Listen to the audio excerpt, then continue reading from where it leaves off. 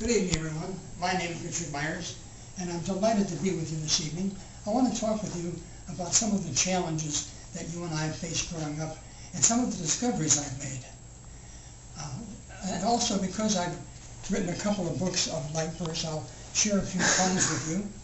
And you know, I've noticed that in today's society, everybody's in a hurry. Rush, rush, rush, rush, go, go, go.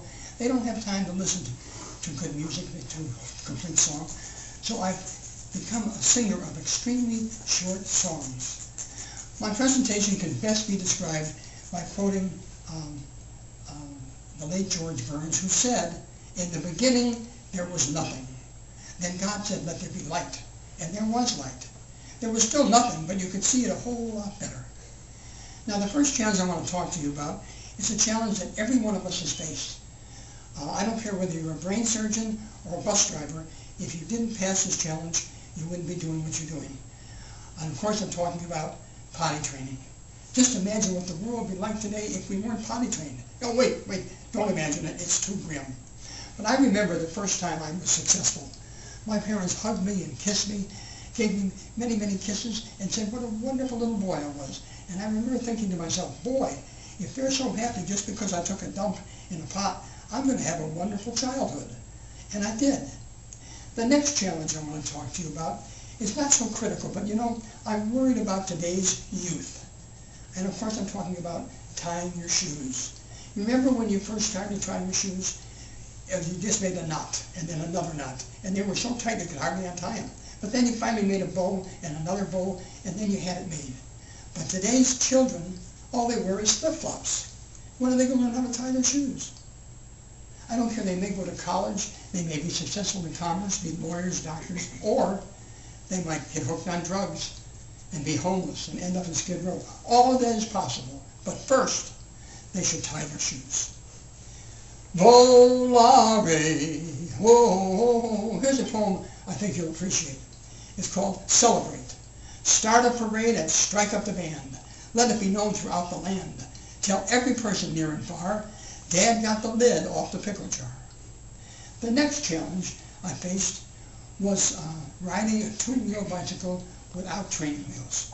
My folks got me a black and white Schwinn with white wall tires. That was the top of the line then. And I remember trying to ride that bike. I was pedaling, and my dad was running alongside of me, holding the fender steady, keeping me steady. And pretty soon, he let go, and I was on my own. And I went, and it was wonderful. And I just loved riding that bicycle. It was, of course, there were some scratches and crashes. As a matter of fact, I think I had more crashes than a destruction derby. But it was great. It was my favorite activity, riding that bicycle. And then a few years later, I discovered that girls were different than boys. And I thought, well, I should have a girlfriend. So I got one. Her name was Marianne, and she was just beautiful, had pretty red hair and green eyes, and she was kind of a tomboy. We did everything together. We climbed trees, we went bike riding, we went to the beach. I really liked Marianne, almost as much as my two-wheel bicycle. And then I remember when I was about 15 or 16, the next challenge, I really dreaded my next challenge. It was, well, you know, when the boys got together, there were only two subjects we talked about. One was sports, baseball, football, whatever was in season, and the other one was always in season, and that was the dreaded French kiss. Oh, I didn't want to try that. It sounded horrible. And what if she bit my tongue? I had to tell my parents, I'm not tired, baby, and that would be terrible. But you know, it became kind of a rite of passage, so I had to do it. And I did get through it. Because God made thee mine. A few years later, maybe I was about 17, I made a fantastic discovery. Fantastic. Sex. Oh my goodness. What a wonderful thing. And you know something? I have to tell you the truth. Bicycle riding was no longer my favorite activity. And then a few years after that, I discovered it was even better when you have a partner. I'm sure you remember your first partner.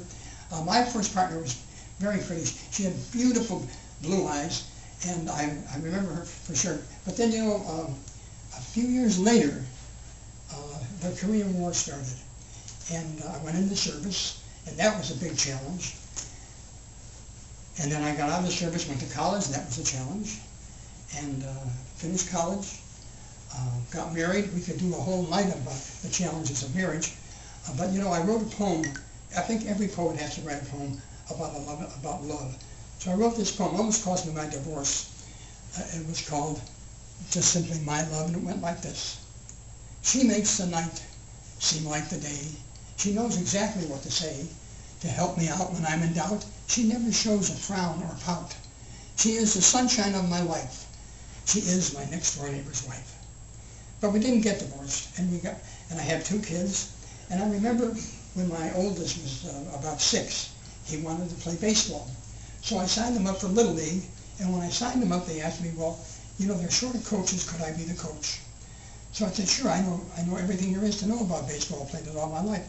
So I was the coach, and the first day I met with the team, and we sat around in the infield, and we sat around that dirt area in the infield. It's in a circle, it's the pitcher's mound.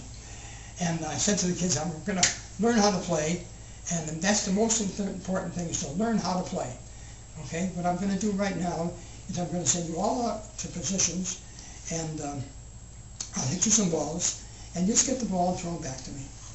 So I sent them all out to positions. I walked back to that area where you hit the balls from the batter's box, and I was just about ready to hit the first ball, and I noticed little Willie was still standing by the pitcher's mound. So I went out there and I said, Willie, I said, where did I tell you to go? And he said, left field. I said, okay, let's get out there. So he looked up at me and he said the 3 words that let me know it was going to be a long, long season. He said, where is it? And it was a long season. And you know, I became a teacher, and I was teaching at a school not too far from here. I was on recess duty. That's when the teacher goes out and makes sure that the kids are not killing each other and that they're playing nicely. And Mrs. Sullivan was also on recess duty with me. I was about 24. She was about 65, ready to retire. Nice old lady. Anyway, I happened to notice on the asphalt, someone had taken white chalk, and on the gray asphalt, they had printed in large letters, F-U-C-T. And I thought, oh my goodness. So I called Mrs. Sullivan over. I said, Mrs. Sullivan, take a look at this. Isn't that terrible? They can't even spell. She looked at me and she said, what's the matter with you, Richard? They can spell. Don't you recognize past tense? Never forget that lady. And then I was also teaching, at a school far from here, and it was 100% Hispanic, and I don't speak Spanish, but I was working with a kindergarten class. But I had a Spanish-speaking aide to help me, but she was absent. So the teacher brought her class out. Her aide was absent also. And I was going to get the kids in a big circle. That took off forever, but we got them in a big circle, and I had this huge ball, and I was just going to roll the ball across the circle and have them get the ball and roll it across also. So I said, okay, when the ball comes, get the ball. And I rolled the ball, and the children looked at the ball, and they looked at the ball, and they looked at the ball, and they looked at the ball, and looked at the ball.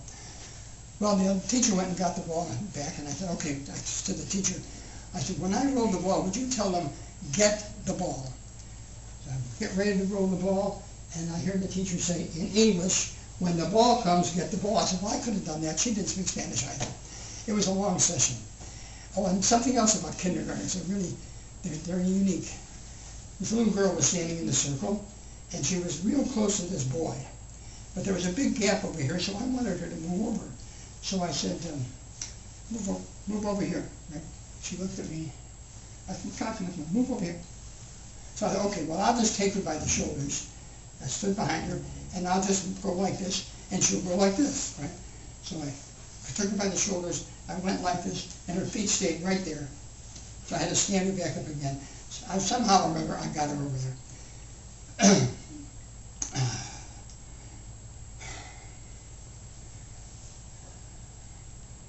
Oh, Ramona, I see you by the garden wall.